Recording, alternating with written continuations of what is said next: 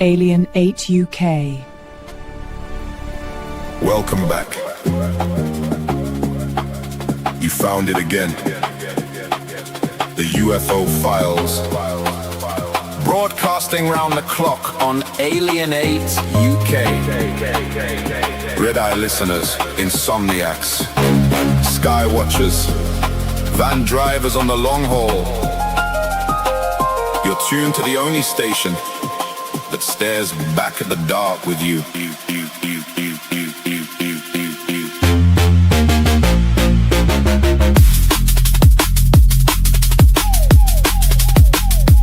24 hours, we circle the same old questions. Lights over the north, shadows over the south. Phone lines open, headphones on, blinds half drawn. I got case notes spread like takeaway menus. Highlighters bleeding through until sunrise. Coordinates scribbled on coffee stained napkins from a truck stop somewhere near the east coast. We don't do jump scares here, we do the long stare out the window at 3:33 a.m. when the estate's asleep and the sky feels too crowded. You call him with that voice, half whisper, half there. First time chatter, long time watcher, and the hairs rise on every neck in frequency range. Maybe it's satellites, maybe it's stories we tell, so we're not alone in these flickering terraces and rented rooms. Either way, keep your dial right here. This is the UFO Files. ALIEN8UK. All night, every night.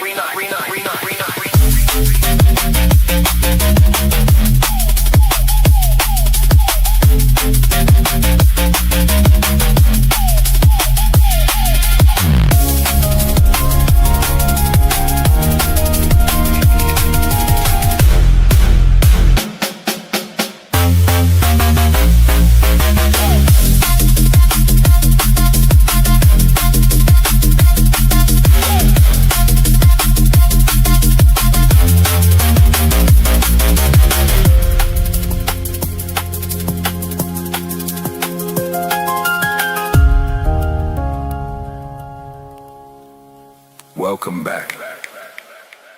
Signal acquisition initiated. Cross-referencing anomaly archives.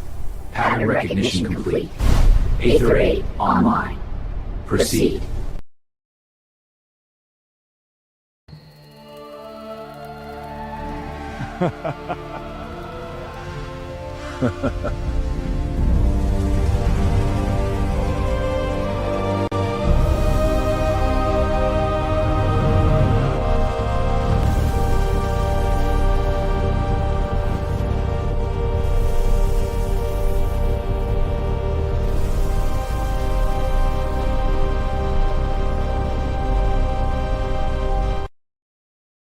Hello, welcome to the UFO Files with myself. I'm going to bring everyone else on in a moment. There is no Abby tonight. She's not feeling too well.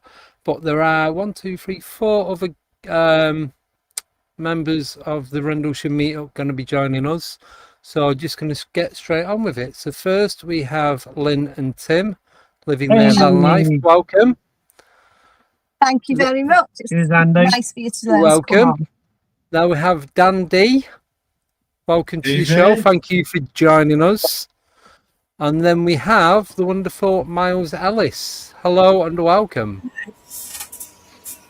So this is it so far. There may be a couple of other people coming on. Mike Millward can't get on due to work commitments. Ronnie was going to come on if he got back home in time from work. And I've not heard from anyone else, so I don't know. But anyway, we're here now. So welcome. Thanks for joining us. So we're going to be talking about Rendlesham. So both Miles and Tim have got images and footage of things that they've had happen the last, 3-4 weeks? Yeah, July, from July the 4th we went for 3 days, didn't we? Yeah. Yeah. So a few things happened there. Yeah. So Gone. No, so we're all meeting up weekend of 2nd, 3rd and 4th, Friday, Saturday, Sunday. And we're going to be going into the forest in the day and at night. But we're not just going to stay in the forest area. We're going to go out to the surrounding areas, as we was discussing off air.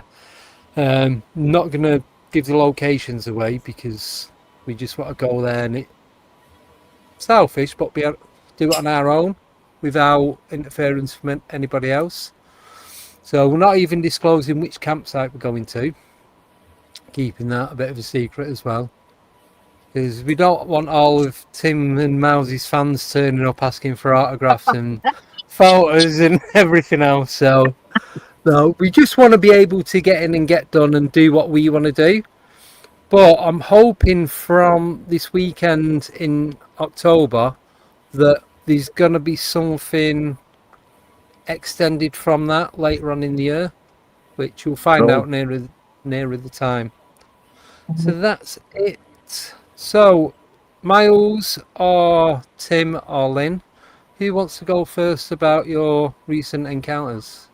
You go, Lynn. Fight it between yourselves. That's all I can see.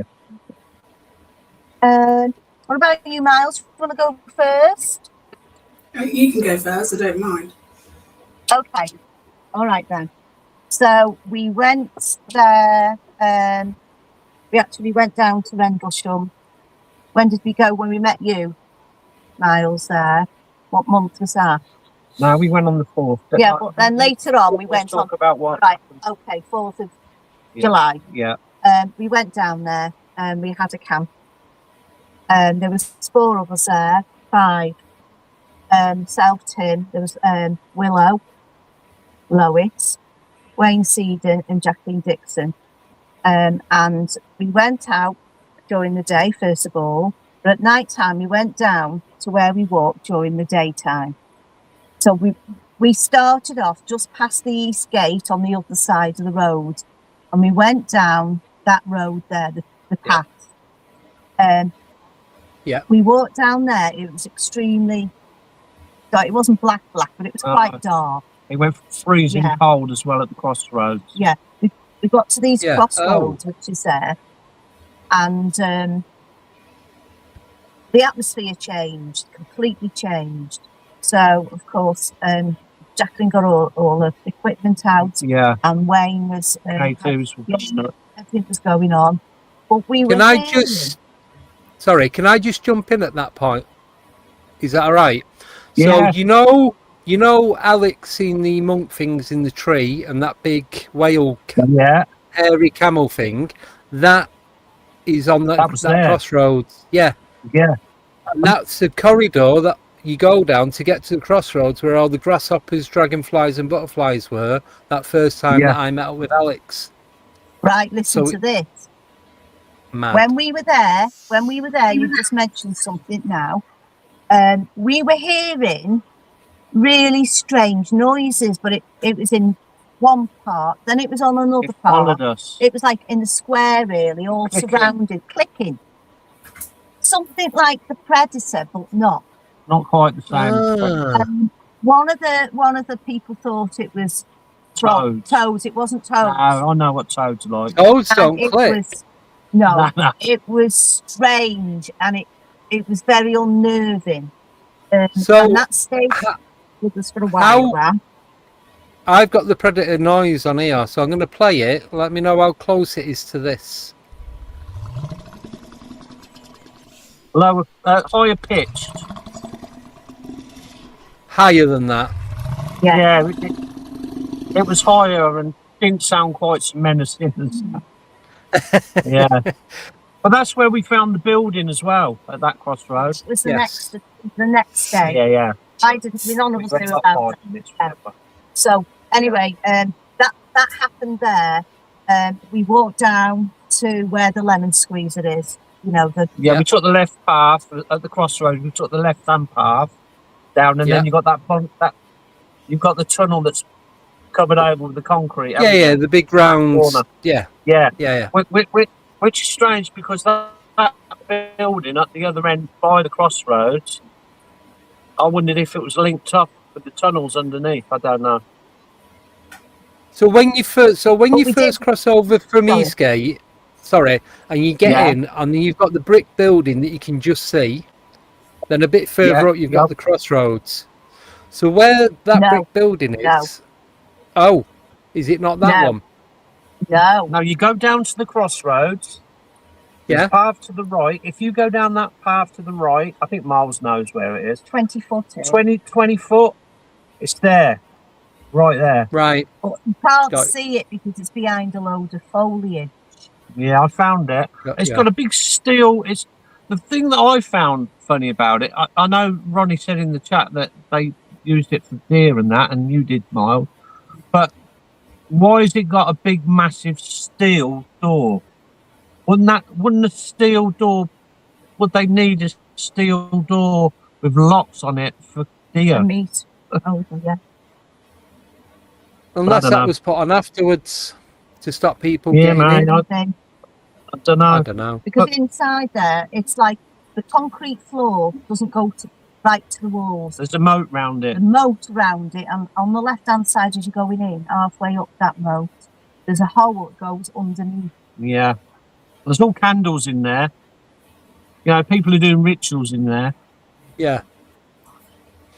Yeah, there's still quite a Or lot if of Yeah, occult stuff that goes on at Rendlesham. yeah, but it was the clicking. It was the clicking. that Clicking was weird. Yeah. Yeah. I've got loads to tell you about that, but We haven't got time to tell we you haven't got all time that to tell tonight. everything. But Yeah. even to the point where Lois had missing time Yeah. Oh, At the Yes. campsite. at the campsite. So What? my little tent, she stayed in my little tent next to our van. yeah. The second night that we were there, we lent her our electric, what do you call it? We hadn't got a proper bed then. We've got a blow up Yeah, mattress. just threw a mattress. But Yeah, it yeah, come down, and she had it in her tent, this electric pump thing.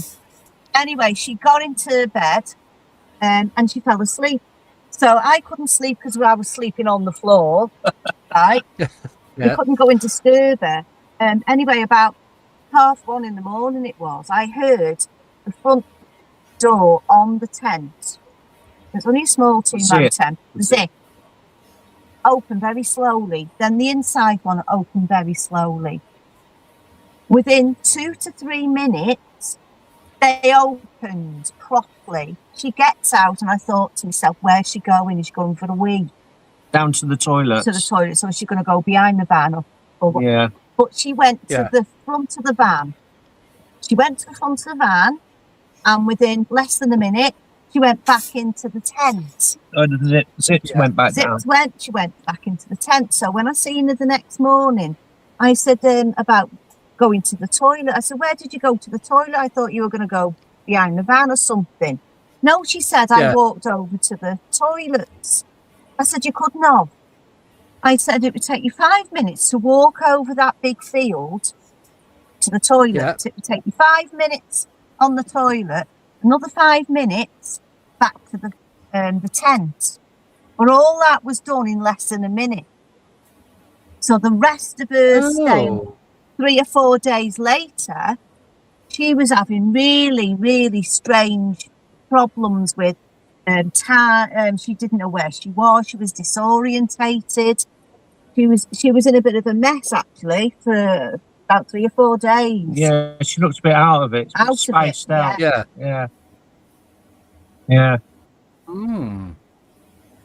Very But before- strange. Before that did happen, she went for a walk down by to the left, to the right of us, down in the Yeah. corner. There was a van there, but she went and had a look round there. But she tends to just jump in the forest or go somewhere and have Yeah, she goes yeah, off. she goes off. She went off. And I said, Got don't no go off. fear. No. Yeah. So she went and stood under this tree, and she Yeah. was obviously, it was dark, but I was watching her, and she was obviously just standing there listening. This big long thing flew over her head. It must have been about 20 foot long, possibly 15 to 20 foot long.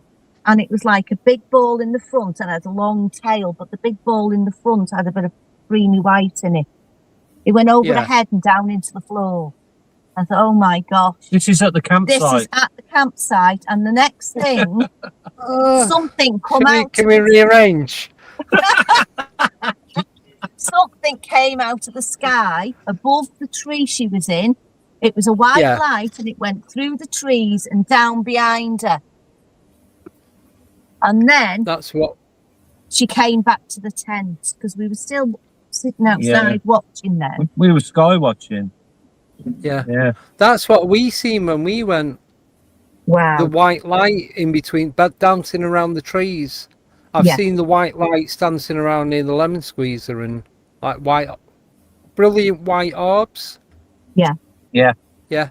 It's a thing there, isn't it, orbs?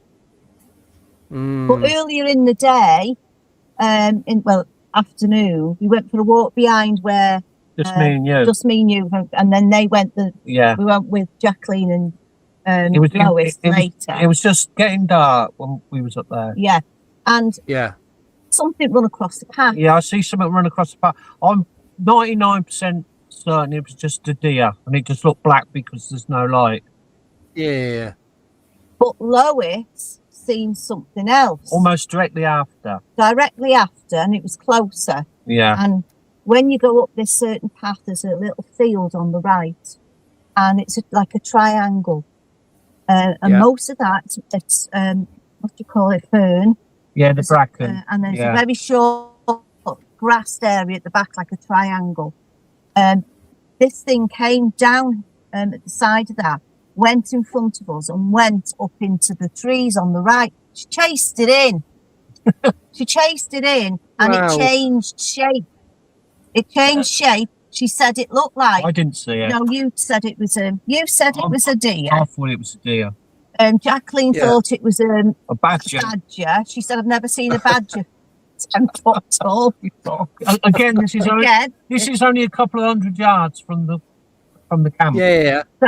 so what happened then was she said it sort of, as it went further into the trees, it changed shape.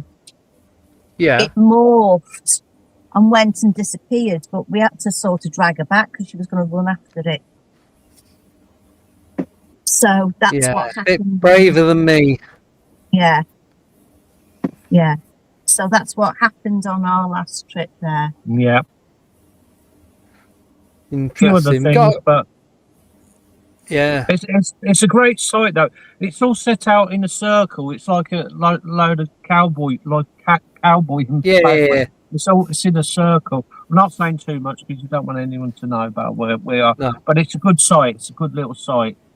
Yeah. Yeah. But it's all kicking off round it as well. Even better, we don't even have to get out the tents. Oh, No. man. No, this is it. This is it. So we've got a couple of comments from Simon, and he's put any cornfields nearby. I don't know of any, but Didn't see you'll any. know, Miles. It So, tends yeah. to be vegetation and that, innit, that they grow around there. Like, There's a lot of pigs at the moment. A lot of pigs. yeah. I know they do onions, spring onions, potatoes, Carrot. fingered beets. What they called? Look like big turnips, but they're not. Yeah. Swede. You know, no. Beetroot. Sugar beet. Sugar beet. They do a lot of do tons of sugar beet around the area. So yeah, and there's a lot of pig farms. Yeah. Well, where that field is. Oh, it shit you right up, didn't it? Oh, tell you what, I jumped. It was run by a in thief. the daytime. This was. We've been to see the lemon squeezer, Yeah. and you said, "I want to show you this tree." It was that tree Alex showed us. Oh, the leany tree. The oak tree where he saw that woman. So I went Yeah. I went over to the tree and I started homing into it. Right, so I was well into there now. Then all of a sudden, all these squeals. There's pigs. I jumped 2.5 foot off that floor. Shit myself. Imagine if it was in the night and it was dark. Right. No.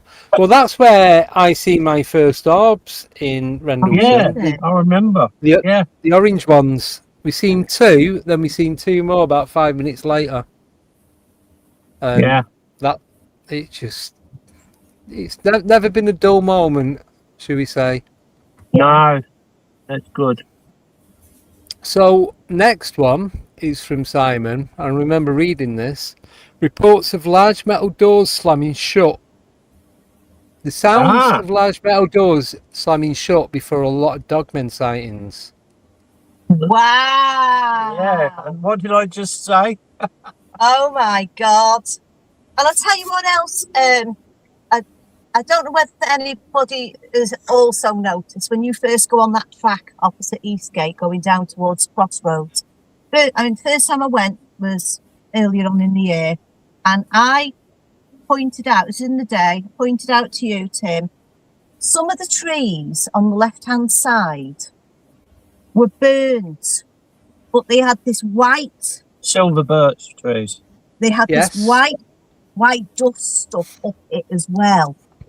Yeah. Now, I've heard about this before down in Wales, and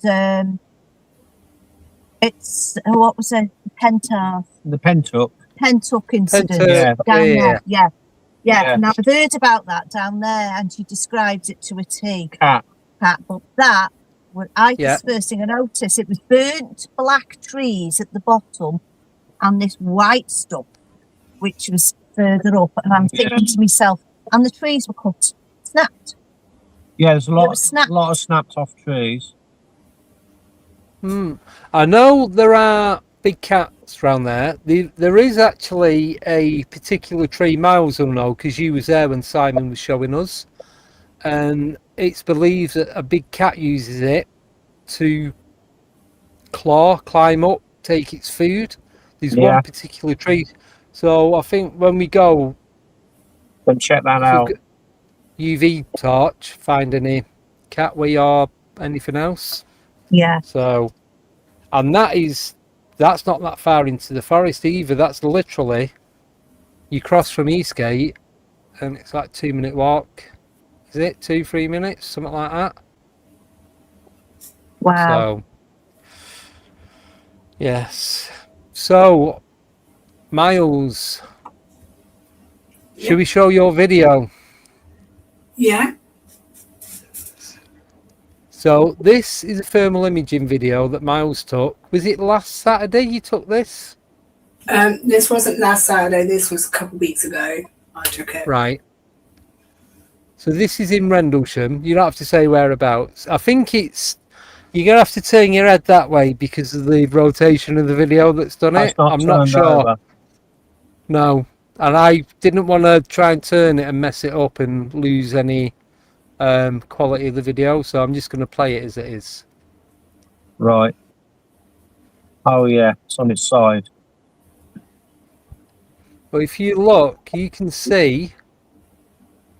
There, yeah. Somebody's walking. Yeah, from right to left. Left to right even. Yeah. So, did you see that without the thermal? Did you use night vision or torch or anything else? Thing is with Rendlesham, not most things, but things which I have caught have always been on thermal. Yes.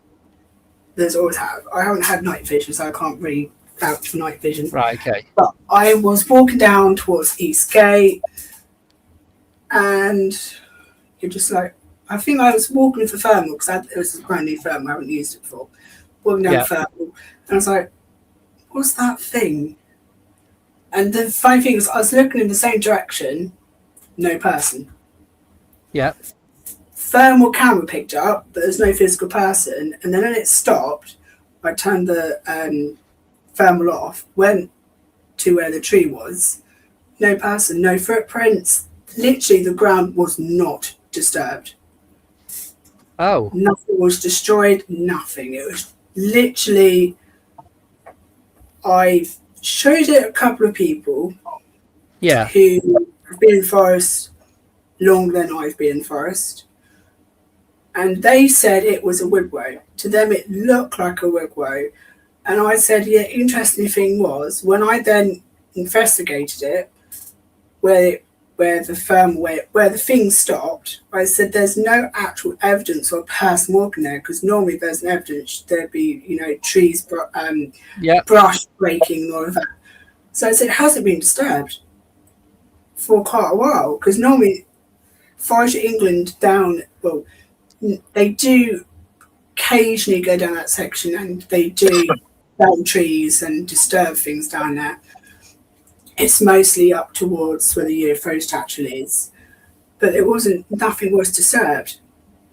So that caught me interesting. Now, a couple nights later, I went down with a thermal camera going from basically where the road takes you into the camp area. I went down, I went back up again. On my left side, nothing, clear. I got a deer, but that was it. My right side, which is towards where the statue is, my thermal kind of somehow glitched, and it then refocused itself, and I saw this, no joking, this tall figure, but then the way it just kind of went straight into the tree. And I stopped, we ran back, and we did check the area out, exactly the same. Not disturbed, nothing. But yeah, the thermal picked up was something, a physical, the way I could describe it, tall, it was 7 foot tall, physical something just slammed into the tree. Before it slammed into the tree, it stood there and watched us. And as soon as it saw that my thermal could see it, it just kind of went straight into the tree. Right, I've managed to rotate it, and I've slowed it down half speed. So I'm going to play it again. So that's all right, isn't it? There we go. Yeah.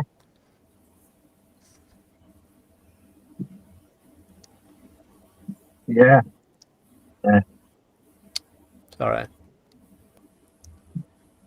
Wow. Wow. Looks like it's holding something black. It looks about over 10 foot tall, that does. Yeah.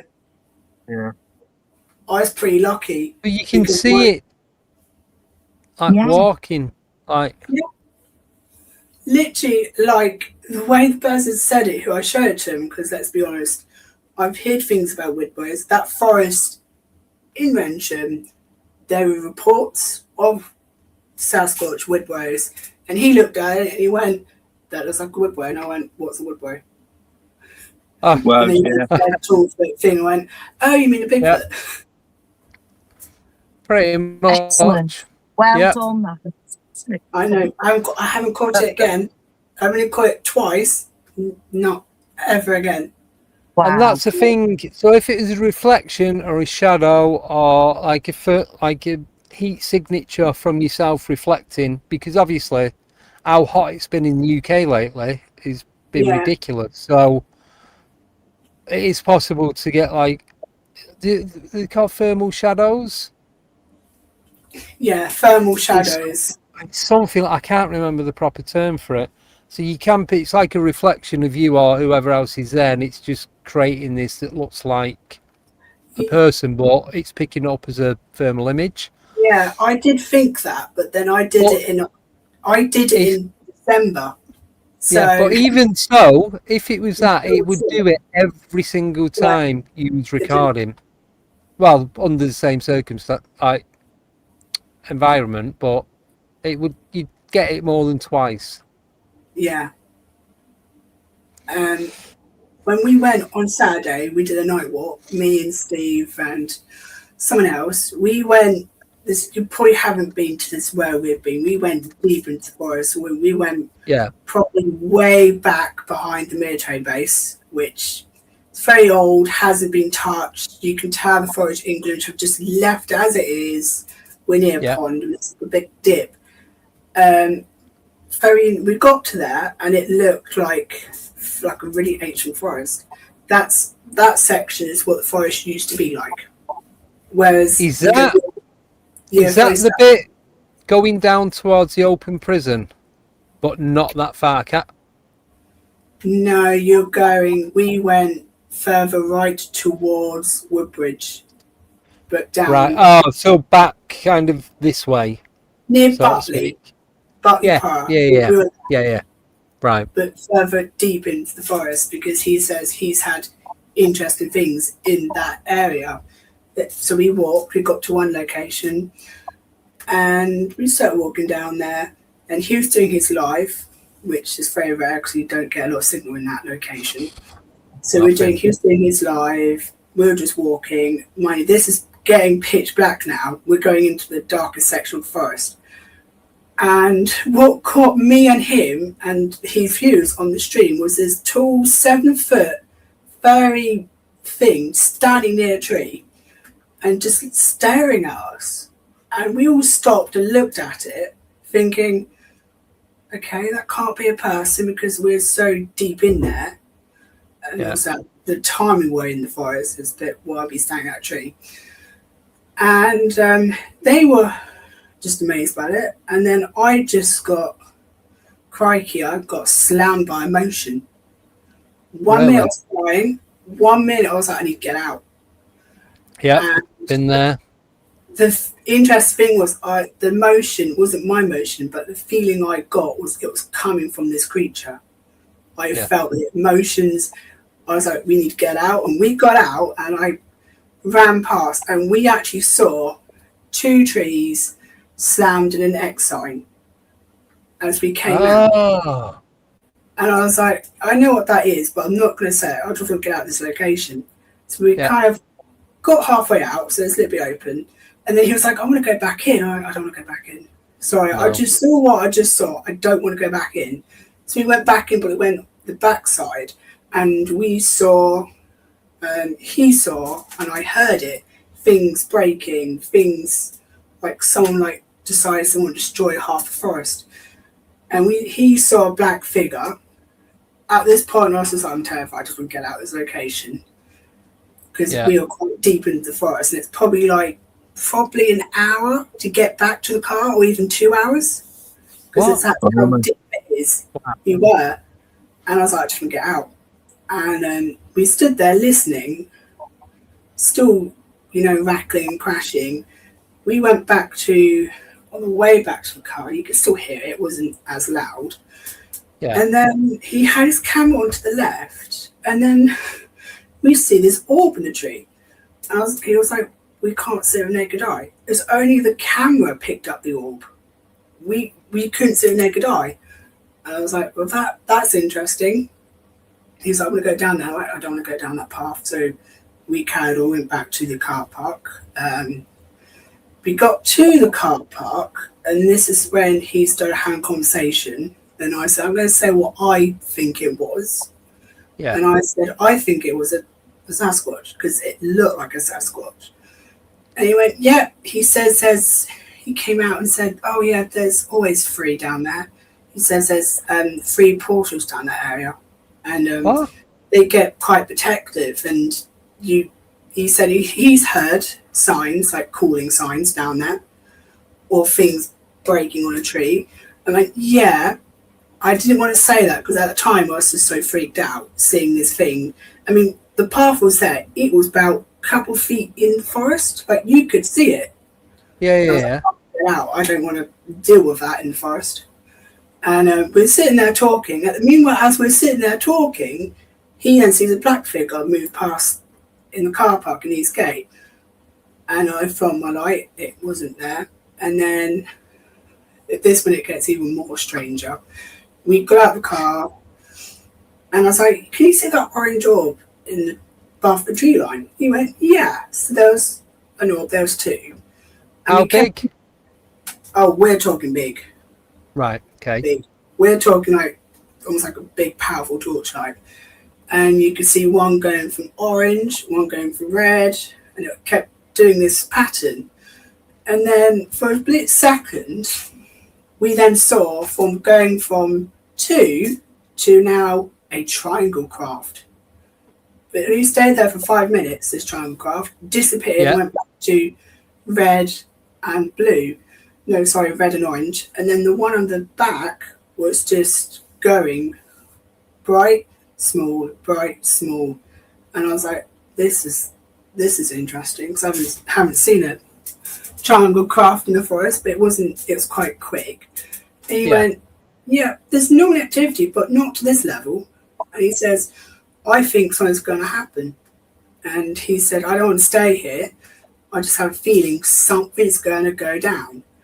And I went, yeah, because this was like getting more hyped up as we're sitting there watching it. So we then basically got into our car, his car, and we left. And when we were leaving, it was still going on and off. But it only stayed us two circle orbs. Yeah. When it stopped once, when it had the triangle craft, it went back. So do you think that was part military, part supernatural? Thing is, though, with what I wouldn't call that supernatural, because for a brief second, it was literally like a solid triangle craft with lights on it. Yeah. And it disappeared back into two separate orbs. So I'm like, right. I don't think that's supernatural. I think that's more what I'd call like an ET craft. Yeah. It looked like the craft what they reported seeing in Rendlesham Forest. Yeah. Yeah. So it's like high tech engineering, isn't it? Really? Yeah. That was interesting. That didn't scare me. I think what scared me was seeing the 7-foot thing in a tree. Well, next to a tree. Well, that's the thing. Yeah, when you get that feeling, because I've had it and I've been with people like, oh, you're scared. I'm like, no, I know I need to get out of here because the risk isn't worth it. Yeah. Because I don't want this to be the last thing I ever do. Yeah. It's a good story, but I don't want it to be the last thing I ever do. I want to be able to talk about it and then do it again. But you just, it's that, as soon as you get that first message of it's time to go, I hang about for a few minutes until it's like the anxiety starts kicking in and it's like, now it's time to go. It's no question about it anymore. No, I think now I'm leaving at this moment, so that's it. I haven't, it's been quite a year since I've been down to that deepest part of the forest, and he says he's noticed there's a lot of activity where we were in this section of the forest we were near Bartley Prior. And I went, but I am not coming back to that location again. I was just going to say, you guys, you know where we're going, don't you? Yeah, right there. Going back to that location. Yeah. Well, there's going to be about 12 of us in total. So if they're all up for it, it should be all right. It up. Well, but you'll be safe. You'll be safe in your little tent at night. You won't be able to get in there. There'll be no room. There'll be no room. You'll be in our van. They won't know how. They won't know how to work the zip. No.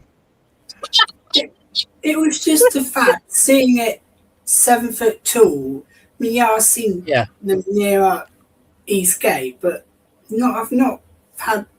That's the only thing what scared me. Like, I've seen them in East Gate. I've heard, crashing and banging. That's just part of the forest. But seeing it tall and just staring at you is a totally different thing from like hearing it. So would you say that you seen when you was 2 hours deep into the forest is the same or similar thing as what you caught on the thermal imaging? Yeah. Do you think it followed you? Or it knew you was coming back and waited? I think it did.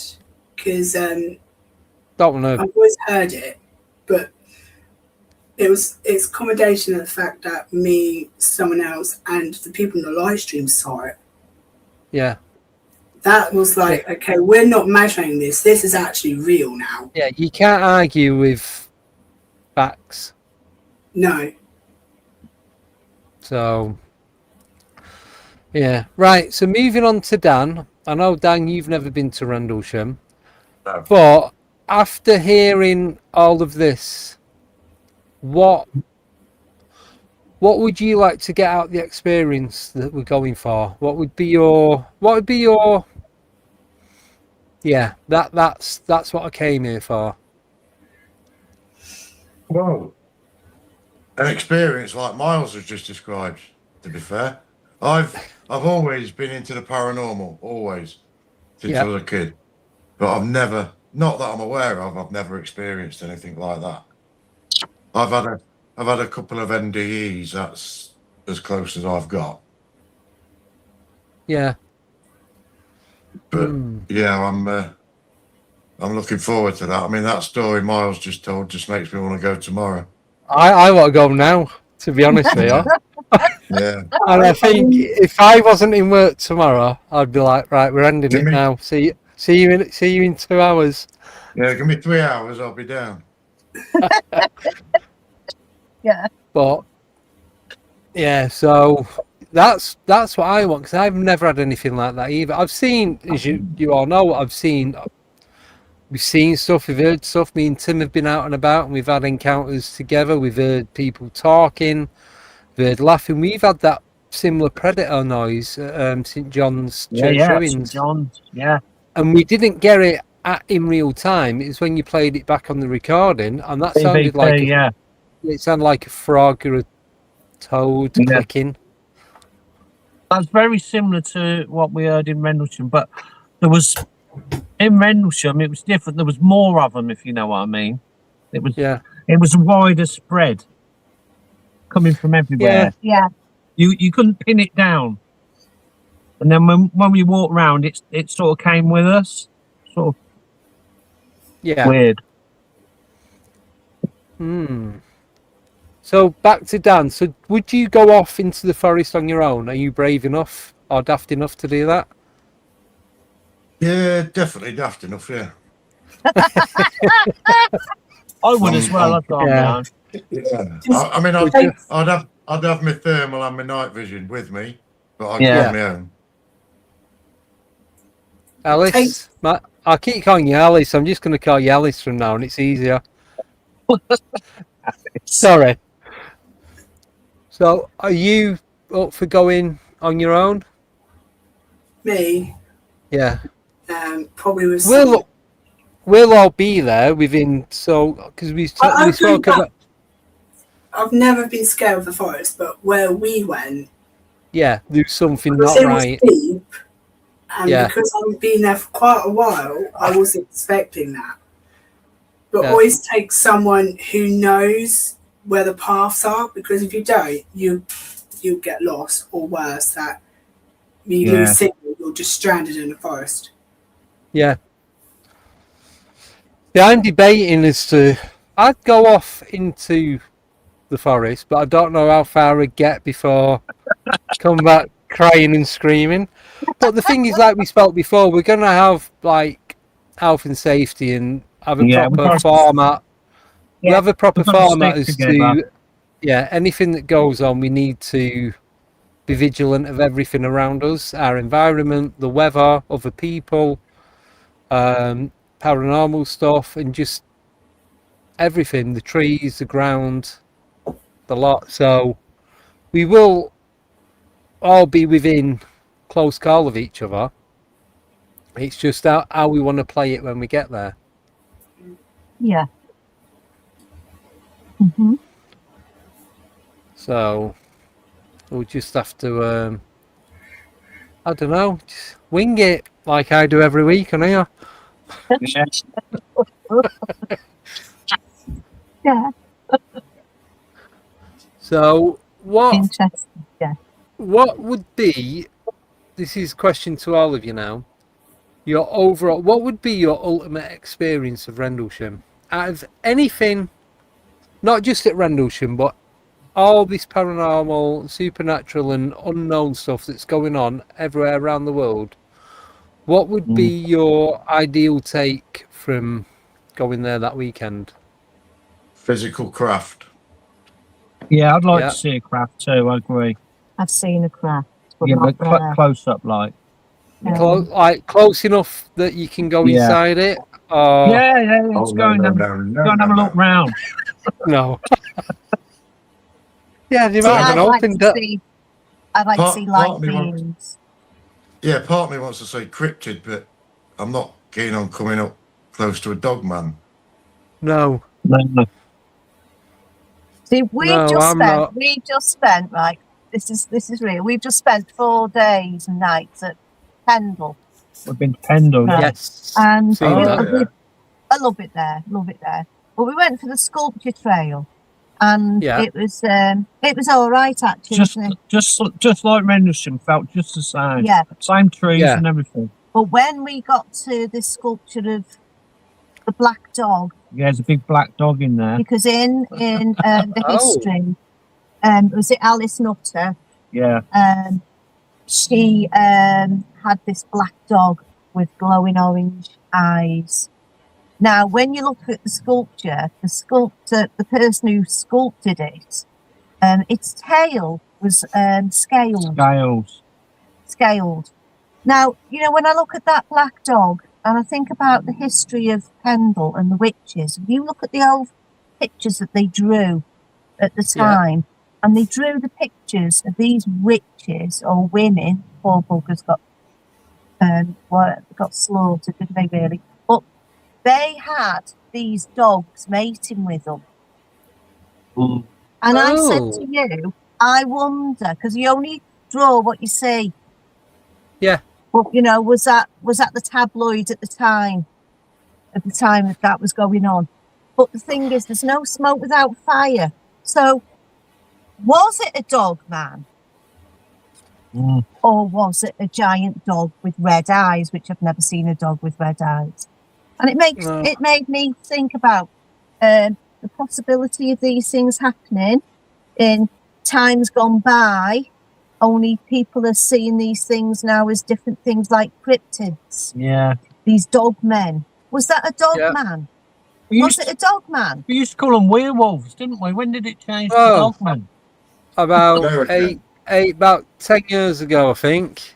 Wow. So I thought that was very interesting. It just clicked in my head. What's going on here? So what I'm going to put this picture up because everyone loves it. What have you seen one of these? Let me see. Oh, yeah. That's what you saw. No, that's not me. This was spotted at... That was spotted at Cannock Chase. I thought you saw something like that. No, no. So this that's a dog man now. It's got to be a dog man. It's on 2 legs. People think but they go down onto 4, don't they? And they start running like a dog. But people think it's more of a sheep squatch because it looks very wool-like, or people think it looks AI. The bottom half looks drawn, where the top half looks... Bottom half looks illustrated, where the top half could be a photograph. Oh, yeah. People call it Splinter, Roland Rat, these all sorts. I can see Roland Rat, yeah. But this is from... so this was sent to me by Jody Cook over in the US, who in turn, he had it sent to him from a farmer in or around Cannock Chase. Wow. So he was having stuff go on his farm or on his land. So he put up CCTV, and that's one of the stills. There are 2 more, and one of them you can see it's moving because the legs are blurred. So I don't know what to make of it. I'd love for it to be real, but the other image of it is it's next to a trailer. Do you know what you hook onto the back of a tractor, and they're about 4 foot high off the ground. Yeah. And so I reckon that is anything between 5 and 6 foot. No tall, as it's stood with the bent knees, it's no taller than 6 foot. So if it's straightened up, unless it's got a bad back, it could be. It looks like it's got shoes on, to be honest with you. It looks like it's got boots. It could be 7 foot, but I don't know if it's real or not. No. I think it's a lot of the reports of Dogman have got the backwards facing knees, haven't they? Yeah. Well, that's these 4 types apparently. That's all we need. Yeah. So I'm not going to say what I was going to say, but I don't know. I'd like it to be real. There's no reason for it not to be real. It's like I said, there's 3 stills from this footage, and you can see the farm and the trailer, and there's like bits of seed and that on the back of the trailer and what have you. But he was having stuff go on his land, so this is why he set it up, and he caught that. But it just takes a picture every so many seconds. It wasn't video footage. I think that was back in, I'm going to say mid-90s. But there is another thing, and I spoke about it a lot, and I've been out investigating there, the Slitting Mill Trail. So there was one that was spotted around the 1920s that was and someone illustrated it in the 1970s and put it in a book. It looks very similar to that, but I've not got it on the computer anymore. I don't know where it is, so it's, yeah, there's not much difference. It looks like a puckwudgie, other than a Sasquatch. So I don't know. You lot decide what it is. So what's the difference between a puckwudgie and a Sasquatch? So puckwudgies are small. They're about 4 to 5 foot tall. They're not as heavily built. So where, like a Sasquatch, anything up to 12 feet tall, anything from 1,200 pounds upwards. Wow, this is more human size, probably 100, 200 pounds, 300 pound maximum. So it's just the actual build. It's like comparing a silverback to not like a baby chimp. Yeah. Yeah. Do you know what I mean? Same sort of thing, but built completely different. Yeah. So that could just be a different type. I don't know. So who knows? What would you not want to see? I know Dan's already said he wouldn't want to see a dogman there. What would you see? Yeah. I'd be glad to see anything. Yeah, Miles. I practically seen most things in that forest anyway. Yeah. I live quite near to that forest, so I do go there practically almost every Saturday at night. I don't go in the forest, I stay at the car park, which is fine enough. I've had been in the forest actually on my own with people down the forest, which is okay. But the thing which I mostly see in that forest is mostly in the sky. I don't see things in the tree lines. Most things I see is in the sky. We had, this was like a couple weeks ago. We were in the car and we saw, oh, it looked like a helicopter. It's not surprising, you do see a lot of aircraft around that area. And this helicopter kept coming closer, and it turned, and I looked at it and I went, that's not a helicopter because the blades are not moving. It was just literally a helicopter, no lights, just one powerful light, and it just sat and it was just moving, but no blades, no engine. This was quite close to the forest, to the trees. And I went, that's not an aircraft. And so as in my head, there's 2 people, so it's me and my mum, sorry. That's not a helicopter. It changed from being a helicopter into this bright orange, not orange, white orb. And it just kind of went in between the trees. And then it went up and following the base. And it carried on until it just shut off. And I went, yeah, I knew that wasn't a helicopter. Don't tell me why. I just looked at it and go, that's not a helicopter. And then it just went to this massive ball of white light. That's pretty cool. That's interesting because you know that image that I shared at the beginning that Dan sorted and sent back out?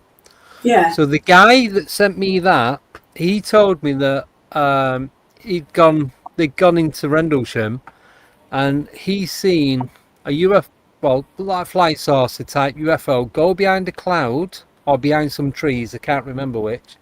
And when it came out, it was a bright yellow biplane, what you have at an air show. Yeah. Go with the two wings. Yeah. And it was like this. Yeah, that's it. It had gone behind, and it would have come out at the same time as this plane came out. So, and he didn't see anything else. He was waiting for this, and it just completely changed from one object into another. I saw it and I was like, that's definitely cloaked.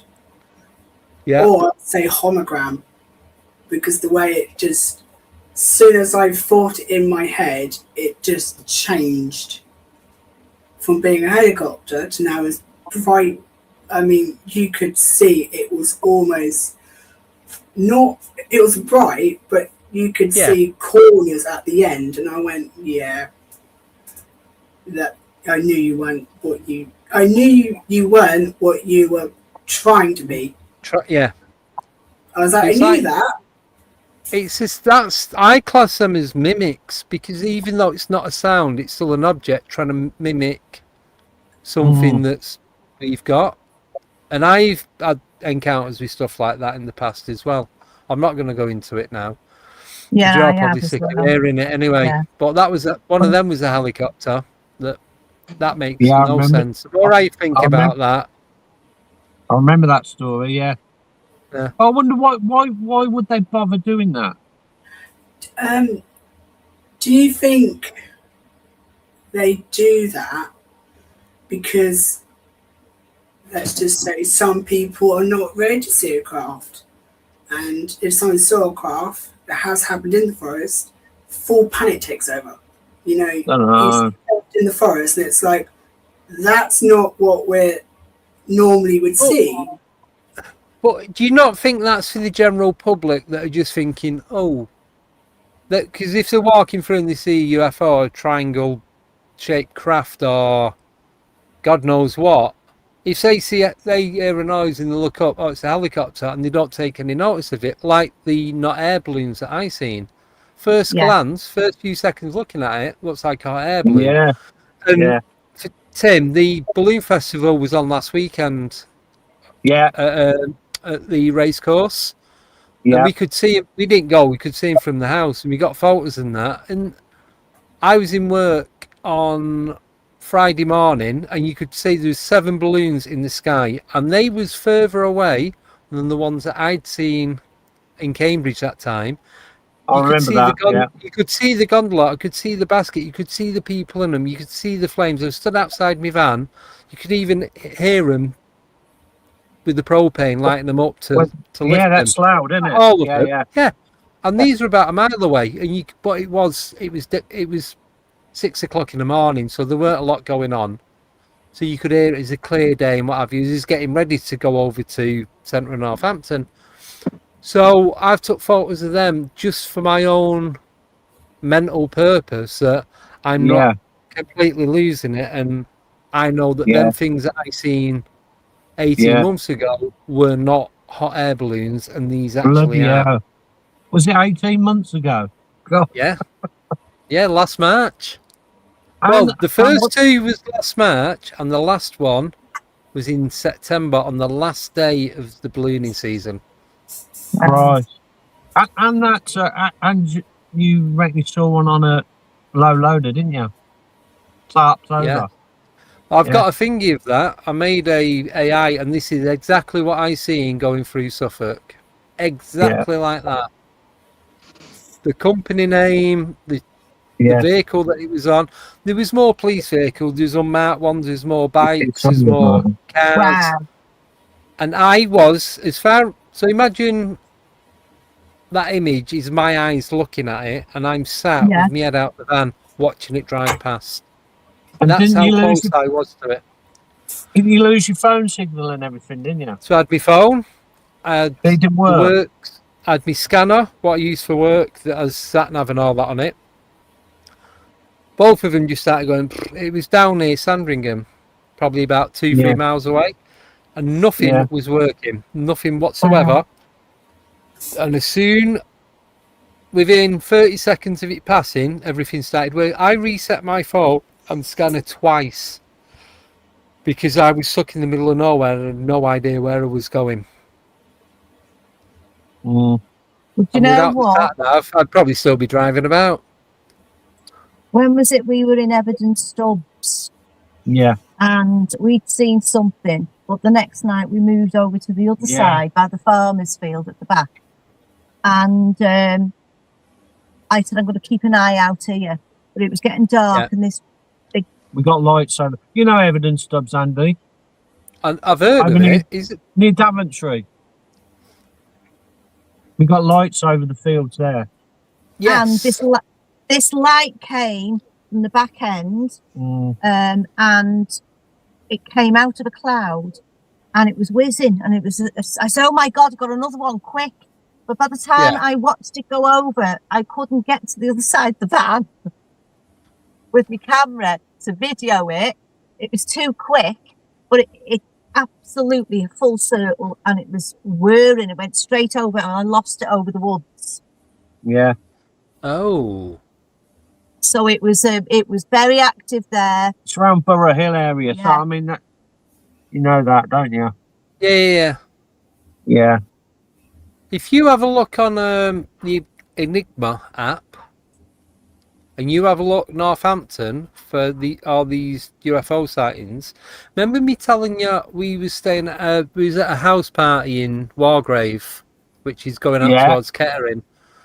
I know. So me and Becky, we'd not been together long, and we were sleeping on we was in the conservatory part of the house, so it was all glass ceiling, so we could see everything. Middle of summer, and I've seen these two blue lights go over. Then about an hour later, they came back. We were just laying in bed chatting, so probably still drinking, to be honest. And then I looked on the Enigma app and found there's loads of people had spotted them on the same trajectory of what I'd seen these. And this is going back to 2019. Wow. That's interesting. This was about 2 o'clock in the morning. I'm like, well, Sidewell's not open. Yes. Sidewell's not open 90% of the time, so definitely not open at night. It's like the classic car shows and racetrack days and all that on there. You have a few like aircraft and what have you, but nothing, not like what it used to be. So they definitely weren't going there, and it was too low to be going to like Birmingham or don't know, Doncaster Airport, any of them. It was far too low, and it was just two blue lights side by side, and we watched them till they was out of sight, and then I said, look, they're coming back, and watched them come back. Wow. No noise, because we had the back door open as well. Yeah, silent. Completely silent. So it were a helicopter, it were a plane, God knows what they were. So It's interesting. Yeah, it's interesting. But I have seen red orbs. I have seen red orbs, like Miles has said. Not at Rendlesham, but I've talked to you about that on the Instagram we interviewed you before, Andy. Yes, you did. Yeah, it was in down by Cardigan, and it was in 2011, and I seen the most unbelievable thing ever. I've told you about this, Miles, as well. And I was camping, and it was 2:30 in the morning, and I got woke up at the sound of screaming sheep. It was really disturbing, and I was dying for a wee, and there's only us on the campsite. And it was frightening me because I didn't know what was making these sheep scream. So tried to wake. I remember you telling me now. Yeah, he wouldn't wake up. He would not wake up. So I waited till it went a bit quieter. I went outside the back of the tent and had a wee, but I couldn't stop myself from going to the side of the camp field and have a look over the hedge. And I went and had a look. And I seen something, I don't know how many miles away it was. It was humongous, and it was stood up like that. And it was near enough a full circle. So and it had 9 big white lights facing. If it was a full circle, it'd have had 12. So the bottom bit was taken off, and it was going from white big to small red, and it was pulsing in a rhythm. And I couldn't understand what it was. I looked all around the place. There was no farmers' lights on in the cottages anywhere. There was nothing, complete darkness. And the sound got quieter and quieter of the sheep. And then I noticed this red light coming round this mountain. Must have been 5-10 miles away. It had a big aerial television mast on it. So this television mast had several lights on it, as they do, in red. And I honestly thought one of the red lights had fell off and it was coming down that mountain. That's what I thought. But I just stood there and watched it, and what happened was it came dead smooth right the way down to this object, which was like a big wheel, basically. And it went next to it. But the light in it was red, it was moving, it was alive, and it went next to this thing, and it was there for a few seconds. It started shuddering, and then all of a sudden it went to white and down to red, and it started getting in a rhythm with this other thing, like a Stargate, right? And it carried on, and the next thing, it morphed into another one of them. I rubbed my eyes, I thought I was seeing things. I really did. And I thought, what the hell was that? And it just got into rhythm, and then the one that came with the red light moved backwards, and it went behind and slotted into the first one was there. The whole area went deadly silent, and I hid behind the hedge. I knew what I'd seen, but I didn't know what it was. You know what I mean? I couldn't put my finger on it. And I was so frightened by this. It really did frighten me that I sort of crept down and I legged it as quick as I could back to the tent. But I was going in slow motion. It felt like I was getting dragged backwards. Yeah. But I got in there and I was crying because he still wouldn't wake up, my ex. So I got in there and he still wouldn't wake. He didn't know nothing. There was nothing till in the morning. He was like dead. And I've never been so scared in my life. And I told the family and friends. And a few years later, I got in contact with some UFO group, something to do with the British UFO group. They never answered me. So 3 months later, I rung them back again and emailed them again. And the answer I got was, yeah, people see things like that sometimes. So to me, I was being shrugged off. You know what I mean? I know what I've seen. I didn't know what it was. And I've continually, since 2011, gone through that in my head and tried to figure out what it was. But the last few years, they've been shut, few years, maybe 3 years ago now, that whole Cardigan Bay, right up to the Flynn Peninsula, what they done one year is close it down every day. And they had the MOD going out into the sea. There was no boats allowed out there in a certain time frame. And they were going out trying to find something in that area. So it's interesting to see what they're hiding. Yeah. Oh, they're going to be hiding loads of stuff. Quick question for you from this old cynical has had it. It took me a while. Do Tim and Lynn have their own channel? No, not yet. We're thinking of it. You need to. Yeah. Because you can do anything. You're out in the van and that all the time, so you could just film anything. It won't matter. It'd be good. It would, honestly. I'd love to do what you guys are doing. Not jealous. It's great. Just one bit. We was at Castle Rig this morning. Yeah. Oh, was you? Yeah, Castle How did you find it? I was there a couple of weeks. Were you? Castle Ring. Castle Rig. Near Cannock. No. Castle Rig. Oh, no. Nick Keswick. Nick Keswick. Oh, right. No, I thought you said Castle Ring. And it's a stone circle. Neolithic stone circle. I tell you what, I was getting the energy off it, and amazing. There's the stones this far away. I was feeling it. Yeah, it was quite full on there. And we went to Avesbury the other week, didn't we? Yeah. And Nice. that was quite good. But There was a circle next. There was a bloody crop circle in the field next to it when we was there, and we didn't know, and we didn't missed see it.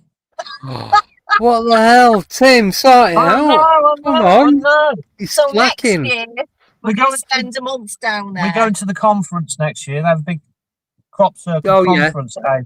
Yes. Yeah. Yeah. You know nickname. Maria Wheatley, don't you? You know Yeah, Maria yeah. Wheatley. You've had her on. Yeah. Yeah. I've met her a couple of times as well. Yeah, she's great. Yeah. Yeah. But Abby and Nickname went to it this year. It was the same weekend that was doing the 24-hour podcast. So Oh yeah. timing on everything wasn't the greatest, but anyway. I have well. plans. I've got plans for another one. Not 24-hour. Maximum I'm going to do is 8 hours. As in the title, Alien 8. So, just quickly, for Dan. So, should we tell people what we're doing? Because, as you can tell, Tim binned me off for his van life and met I up with haven't his been woman. you off. She's better looking than you. Oh, I'm not arguing with that. So, I put on Facebook and YouTube about I want to go back out there and do some investigate, but not ghost hunting, do sky watching and Yeah. I'm not. Sounds bad, but I'm not interested in ghosts and all that kind of stuff. We've gone over as well. We've gone over It's more or less the same. Yeah. Yeah, I still respect everyone that does it, that get great results and all that, that are not clickbaiting it, that are doing it the right way for the right reasons. Yes. Yeah. So good on them, and a lot of them are good friends as well. And what they're doing is amazing, but it's just not my thing anymore. Nah. So the thing is, Andy, what I'm tending to do now, you were talking about, going from the paranormal. I'm using all my senses that I use in the ufology world, because like places that we go to and that, I'm putting it in there, Yeah. And then I can take myself to a place and I can describe to you everything that's there. Even going back in time, I can do all that. Yeah. Oh. So it's interesting, I'm using it for a different purpose now. Yes. What about manifesting? That seems to be a thing at the moment, doesn't it? Manifesting UFOs. Yes, that's CE5 basically. Yeah. I've done it a couple of times. I did it when we was down at Southend last year, and we forgot we'd done it. It was mad. We forgot we'd done it, and 10 minutes later we're seeing these lights in the sky, and this is one of them. Wow. Oh, let me have a look. I remember, look. And then it just blinked out. What? Can you get a better picture of that? I've got 5 of the original photos of that. That's one that I cleaned up. All I did was clean it. That was right over the Thames estuary from Southend looking over towards Kent. You had the rail track underneath. There was a flight path coming in. So we knew all the different types of transport that was going on in and around where we was. And then someone said, could it be a Chinese lantern? I was like, no. It was just there. It just appeared. It appeared and it stayed there. And I'm taking some photos. I went, right, just one more. And it kind of like blinked to say, ta-ra. It just went, oh, gone. I'm like, oh, I just wanted that one more photo. Yeah. But the photos I'll send them to you. The photos that I've got are just amazing. And you can clearly see the shape of it. But when we were looking at it, it just looked like it was a light, but it was emitting its own light. And like I said, it just blinked out. I've got some great ones, which are cloaked. I've got a couple of cloaked ones, but you can actually see some very dull pictures and the lights on it. Yeah. So excellent. Just quickly, so me and Tim. Oh, Tim's been me off. I just told you all that. Don't blame me, to be honest. I'd do the same. But me and Dan So I was looking, because I said I want to get back out there, I want to go out and investigate. I'm not doing it too hot in the summer, too many flies and midges. Yeah. It's too hot, and I get frustrated dead easy when I'm too hot. I'd rather go out when it's nice and cool. I can wrap up and get to the temperature that I want to be at. And you can see, I think there's more going on in the winter than there is in the summer. And it's dark earlier. Exactly. So I can go out at 5 o'clock and be home for 7 and in bed at 8. It's great. A lot of people have been doing this for years now, and they always say it's from the October through to the February you get the most of it. Yeah. Because it's too cold for people to be out looking. There's less people out as well. Yeah. Which is a lot more better, because the humans just get in the way of everything. So, chatting with Dan, so we're going to be meeting up in a week and a half. We're going to be meeting up. We're going to a location. Not going to say where it is just yet. Cheers, Benno. Thank you. Just donated. Do appreciate it. As always. Just quickly. Wrong one. There you go. And we have decided, so I was going through ChatGPT to get a name for the group, because it's still going to be Alien8, and I do want to build it up as well. I just want to get to know, me and Dan to get to know each other and work together and get to know how each of us do the going out and investigating, and our what's the word? Our own way of doing stuff. And like with Lynn, when I get the feeling it's time to leave, for me it's time to leave regardless. I can't, if I know I've got to go, I can't hang about. I've just got to you know when it's right to go, don't you? Yeah, so we're meeting up in a week or so, and we're gonna go out and just like get a feel for everything. So we're calling it the Watchers. Oh, fantastic! Look at that. Because I did, ChatGPT called it the unknown unit, and I'm like, I don't like the word unit. Wow. It just reminds me of like a fridge or a kitchen cupboard or something. It just doesn't have the right. It don't have the right ring to it. But we're going out and we're going to be watching and we're going to be listening. And yeah, we're going to be having some tech, but very, very limited. There's no spirit boxes, there's no REM pods, there's no ghost cams or anything like that. It's like Dan was saying before, the two major things that we're going to need for this is thermal imaging and night vision, because we're looking at stuff that's going to be in a forest or in the sky. The other things we're going to be using, cameras, phones for taking photos, for taking videos, digital recorders to see, like with you, pick up any sounds. I'm not bothered about disembodied voices or anything like that.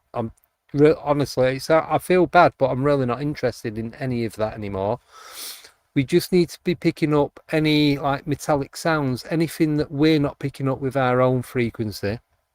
And this is why we're using the different light spectrums as well. I've got a UV torch. I've got a trimeter that picks up, it's got a Geiger counter on it, so it picks up radioactivity. Excellent. Yes. So it's got all the different bits on it. The rest of the stuff I've just put in a box and it'll probably stay there forever. Yeah. But going out Birmingham, it's basically a phone for safety, camera, and as we were saying off air, going to get whistles to communicate.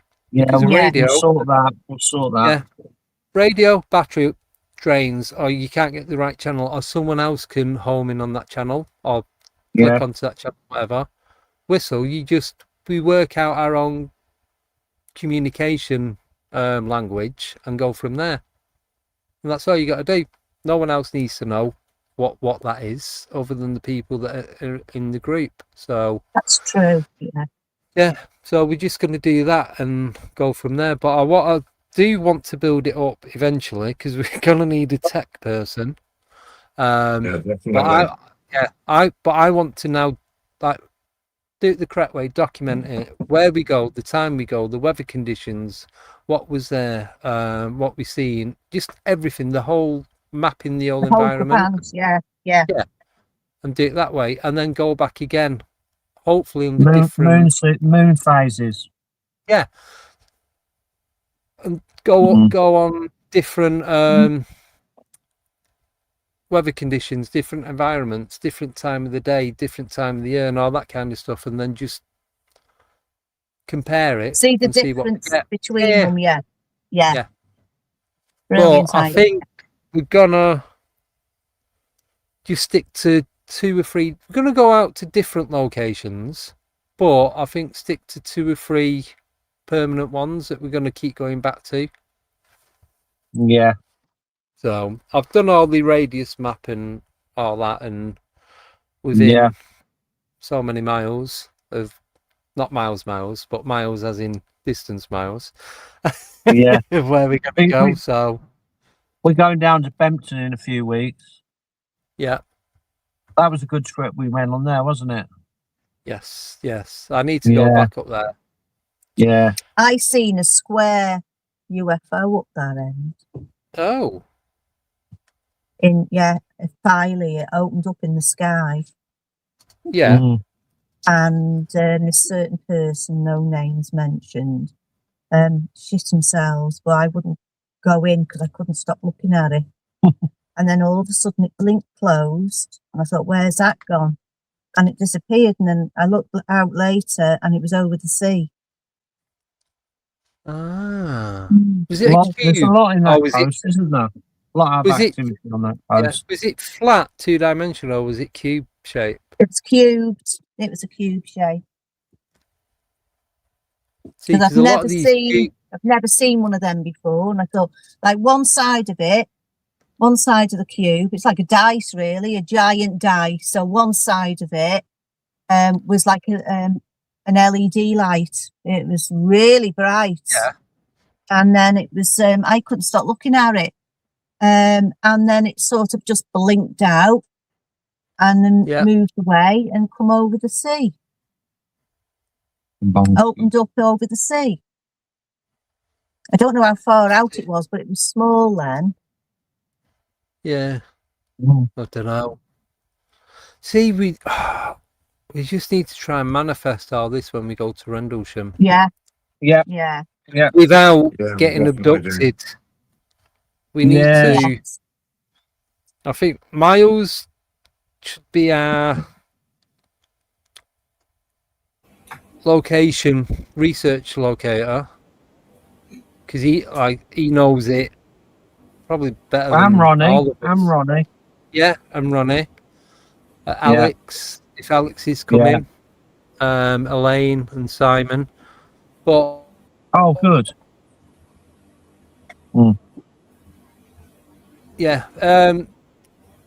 I think we just need to get a few different locations for when we go, so we know what we're doing when we get there. Yes. Because I don't want it to be like, when you're watching something on TV and you're flicking through Netflix, and before you know it, 5 hours are up, and it's like, I'm going to sleep now. I'll be going home now.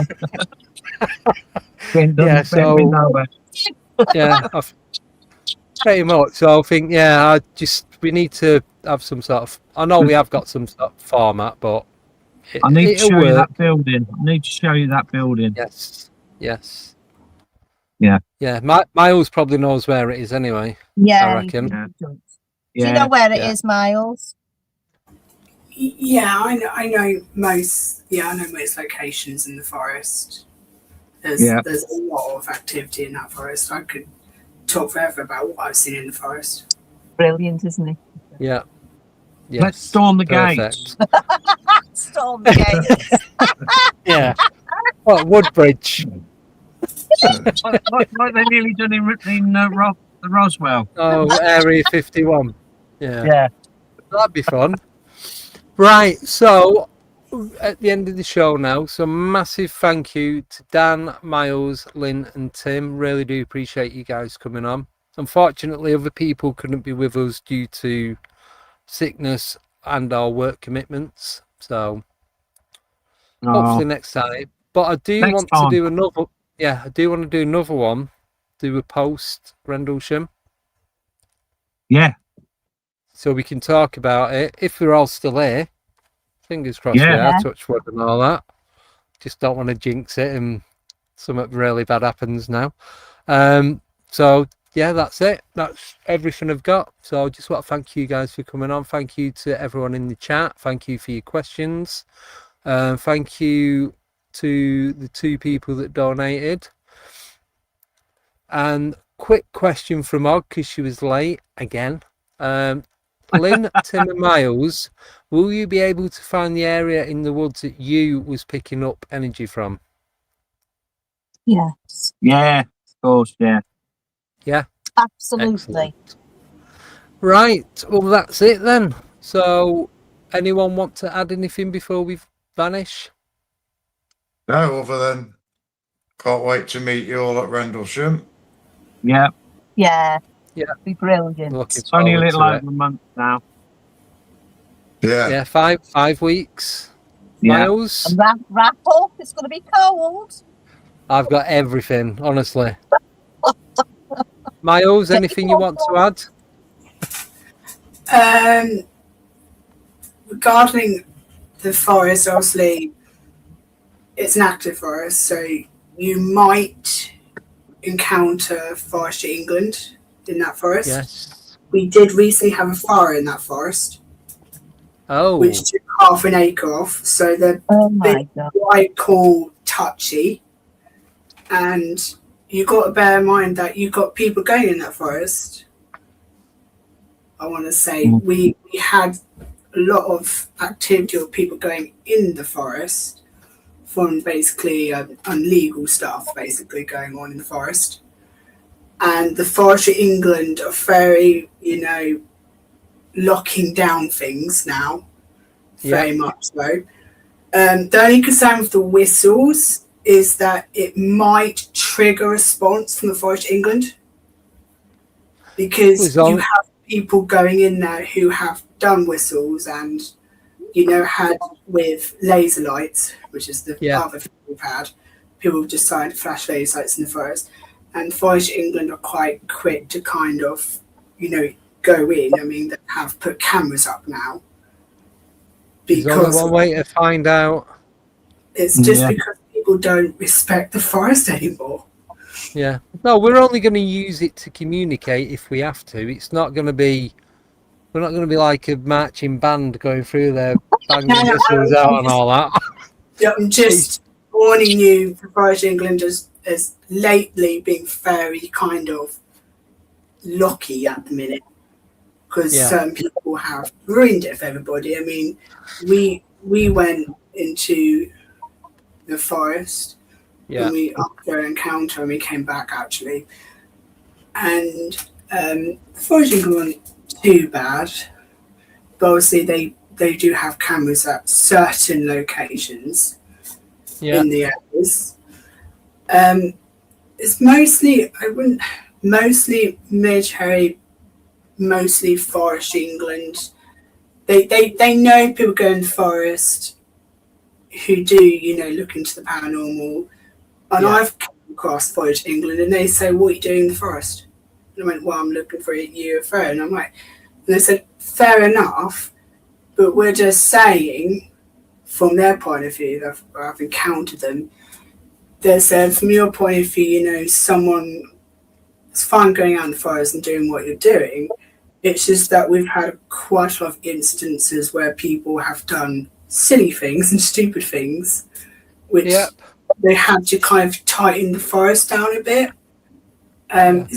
I've noticed that now with people. Just you hear a whistle and it's like, oh, there's something strange going on, and then later find out that there's a group going on in the forest doing things, and you're like, oh, okay. I think that forest, you do still have witchcraft worshipping going on in that forest to this present day. You did used to have devil worshipping, but that's somewhat dropped off the radar. So you do have witchcraft. You definitely do have Reiki practitioners going into that forest and doing healing work on the healing tree. which I was surprised they didn't cut it down, considering they are in the process of felling. Those people, are actually talking to those people, and the things they come out with is just amazing. Yeah, you know? I know. Yeah, we'll be fine. We'll play it by ear for a lot of it, but I think we'll be all right with what we've got to do. So I am going to have to wrap this up now because we're at the 90-minute mark. So thank you all again, and we'll keep you updated with everything we've got going on. Yeah. Brilliant. Hi, everyone. Yeah, I'm back on Wednesday with Nicole. No guest. We're just going to be talking about reality check of what's happened in the last couple of weeks in the world of the weird and wonderful. And that's it. So I'm going to leave you with this video and then play the outro. So I'm going to boot us all off, play this, and I will see you on Wednesday at 8:30 UK time, 3:30 Eastern time. So have a wonderful couple of days.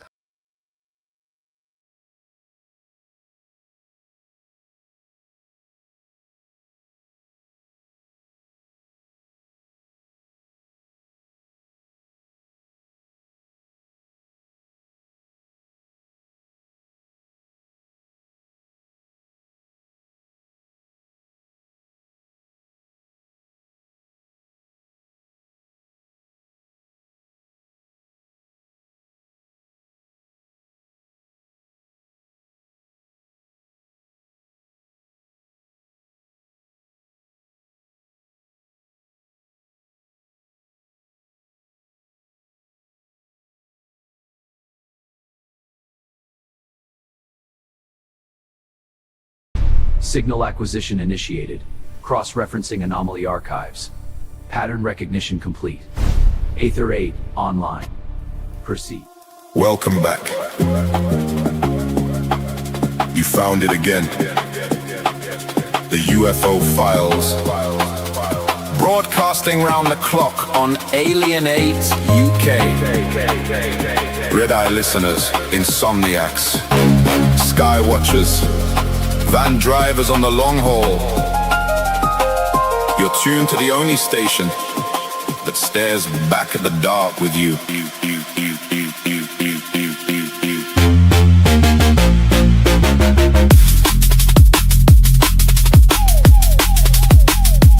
24 hours, we circle the same old questions. Lights over the north, shadows over the south. Phone lines open, headphones on, blinds half drawn. I got case notes spread like takeaway menus. Highlighters bleeding through until sunrise. Coordinates scribbled on coffee stained napkins from a truck stop somewhere near the east coast. We don't do jump scares here, we do the long stare out the window at 3:33 AM when the estate's asleep and the sky feels too crowded. You call him with that voice, half whisper, half there. First time chatter, long time watcher, and the hairs rise on every neck in frequency range. Maybe it's satellites, maybe it's stories we tell, so we're not alone in these flickering terraces and rented rooms. Either way, keep your dial right here. This is the UFO Files. ALIEN8UK. All night, every night.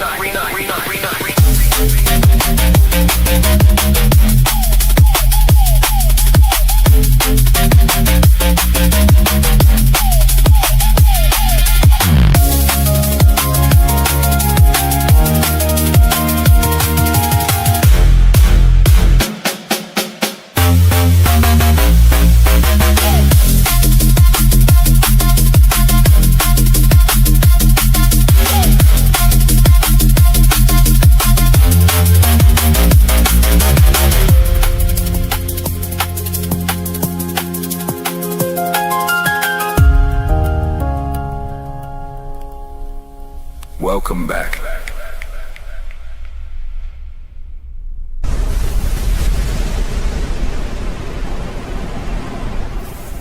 ALIEN8UK